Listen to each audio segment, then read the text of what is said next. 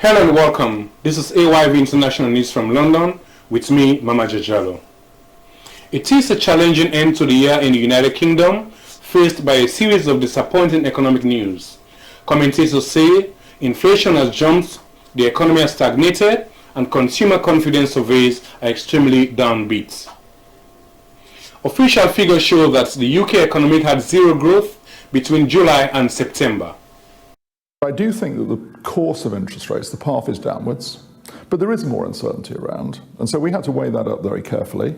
And I think the appropriate thing to do at this meeting was to keep interest rates on hold, but we'll come back at the beginning of February for our next meeting and start it all over again and review the evidence. But I think the fact that there is a difference of view within the committee, I think first of all, I think it underlines the strength of our process. There's no groupthink on the MPC.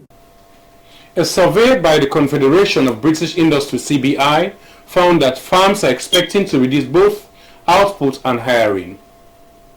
US President Joe Biden has commuted the sentences of 37 out of 40 federal row inmates. This means that penalty is now life in prison without parole. The president said he was more convinced than ever that we must stop the use of death penalty at federal level. The decision of the president does not include more than 2,000 people convicted of death by state authorities. President-elect Donald Trump resumed federal executions when he was in office. A man has been arrested in New York in connection with the death of a woman who was set on fire on a subway train in Brooklyn.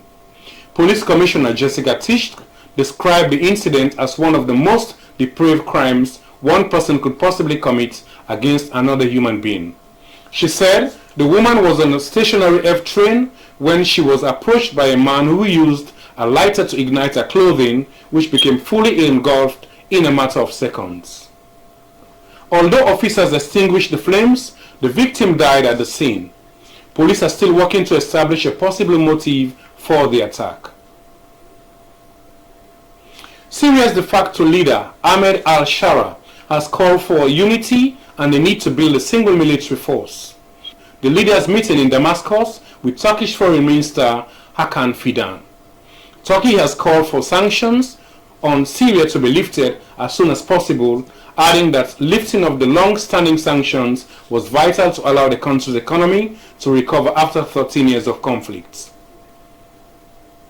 This is it for now. For AYV International News from London, with me, Mama Jajalo. Thanks for joining us.